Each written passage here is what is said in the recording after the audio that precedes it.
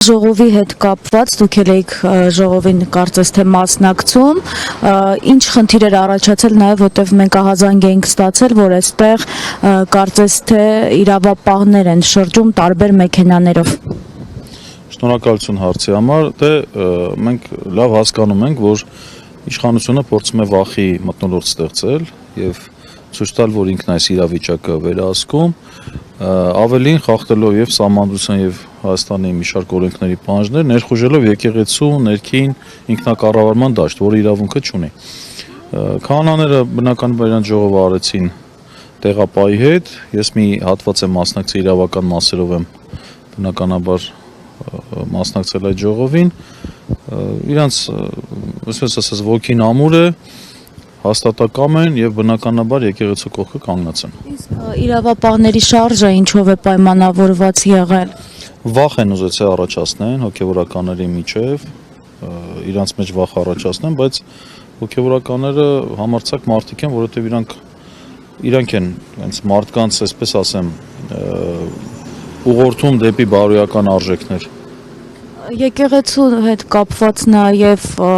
փաստորեն եկեղեցին կիսում են եւ ստացվում է, որ արդեն որերորդ հոգեվորականն է հրաժարվում է կատարել մայրաթոռի պահանջները, այսպիսի վարքագիծը արդյոք վտանգավոր չէ, արդյոք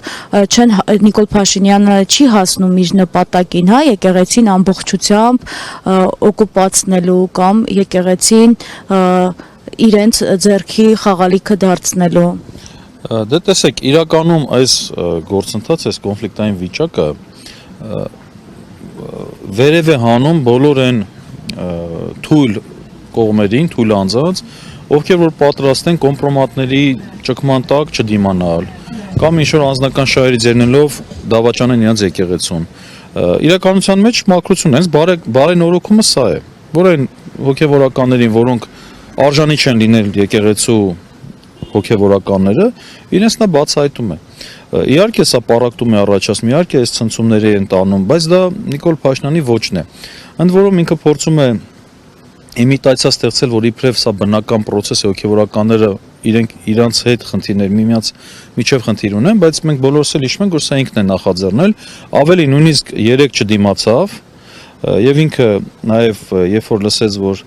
Գևորգ եպիսկոպոսին հանել են, այսինքն պաշտոնից, նա ինքը հայտարարություն տարածեց, որ իբրև նա չի ընդունում վեհապար հայրապետի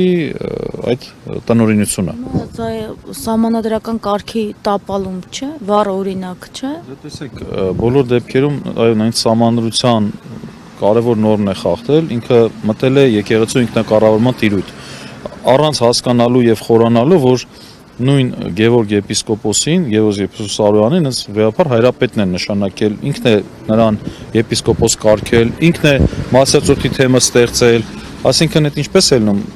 տնօրինությունը առ ոչինչ է այս դեպքում, բայց նախորդ տնօրինությունը այդ դեպքում նախորդ հրամանները առ ոչինչ չեն։ Եթե օրինակ մինչ վերջին ժամանակահատվածը Նիկոլ Փաշինյանը հայտարարում էր, որ ինքը որպես քաղաքացի է, հա, պատրաստվում մաքրել եկեղեցին, որպես քաղաքացի է գնում տարբեր եկեղեցիներ եւ այլ, արդեն բացահայտ, նաեւ այդ վերջին հայտարարության մեջ, որին եպիսկոպոսներն էին միացել, արդեն որպես վարչապետ Նիկոլ Փաշինյան էր, հա, ստորագրել ըստ էության, սա նաեւ հանցագործության մասին հենց ինքը հաղորդում չէր եւ բացի դա